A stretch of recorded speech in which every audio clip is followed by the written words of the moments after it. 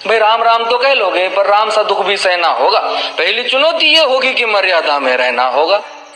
और मर्यादा में रहना मतलब कुछ खास नहीं कर जाना है, बस त्याग को गले लगाना है और अहंकार जलाना है। अब अपने राम लला के खातिर इतना ना कर पाओगे और शबरी का जूठा खाओगे तो पुरुषोत्तम कहलाओगे। काम क्रोध के भीतर रहकर तुमको शीतल बनना होगा। बुद्ध भी जिसकी इच्छाओं में बैठे वैसा पीपल बनना होगा ये सब कुछ, और वो भी शून्य में रहकर प्यारे। तब ही तुमको पता चलेगा कि कितने अद्भुत राम हमारे। सोच रहे हो कौन हूं मैं? चलो बता ही देता हूं। तुमने ही तो नाम दिया था मैं पागल कहलाता हूं। नया नया हूं यहाँ पे तो ना पहले किसी को देखा है। वैसे तो हूं त्रेता से, मुझे कृष्ण किसी ने कलयुग भेजा है। भाई बात वहां तक फैल गई है कि यहाँ कुछ तो मंगल होने को है कि भरत से भारत हुए राज में सुना है राम जी आने को है। बड़े भाग्यशाली हो तुम सब। वहां पे सब यही कहते हैं कि हम तो राम राज्य में रहते थे पर इन सब में राम रहते हैं। यानी तुम सब में राम का अंश छुपा है। मतलब वो तुम में आते हैं रहने। सच है या फिर गलत खबर? अगर सच्ची है तो क्या कहने, तो सबको राम पता ही होगा। घर के बड़ों ने बताया होगा। तो बताओ फिर कि क्या है राम? बताओ फिर कि क्या है राम? बताओ। अरे पता है तुमको क्या है राम?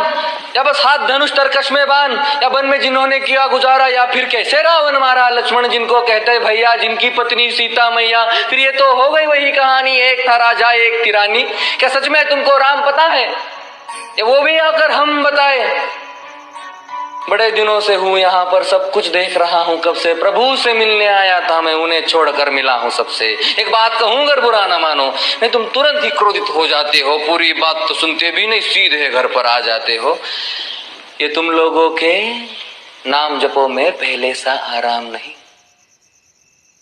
ये तुम लोगों के नाम जपो में पहले सा आराम नहीं। इस जबरदस्ती के जय श्री राम में सब कुछ है, बस राम नहीं।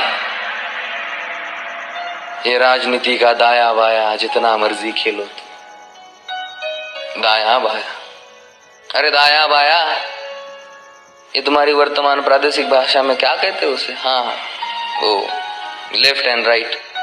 ये राजनीति का दाया बाया जितना मर्जी खेलो तुम चेतावनी को, लेकिन मेरी अपने जहन में डालो तुम। निजी स्वार्थ के खातिर अगर कोई राम नाम को गाता हो तो खबरदार अगर जुर्रत की और मेरे राम को बांटा तो। भारत भू का कवि हूं मैं, तभी निडर हो कहता हूं राम है मेरी हर रचना में। मैं बजरंग में रहता हूं, भारत की नींव है कविताएं और सत्य हमारी बातों में। तभी कलम हमारी तीखी और साहित्य हमारे हाथों में। तो सोच समझ कर राम कहो तुम। ये बस आतिश का नारा नहीं, जब तक राम हृदय में नहीं तुमने राम पुकारा नहीं। राम कृष्ण की प्रतिभा पर पहले भी खड़े सवाल हुए। ये लंका और ये कुरुक्षेत्र यूं ही नहीं थे लाल हुए। अरे प्रसन्न हंसना भी है और पल पल रोना भी है राम। सब कुछ पाना भी है और सब पाकर खोना भी है राम।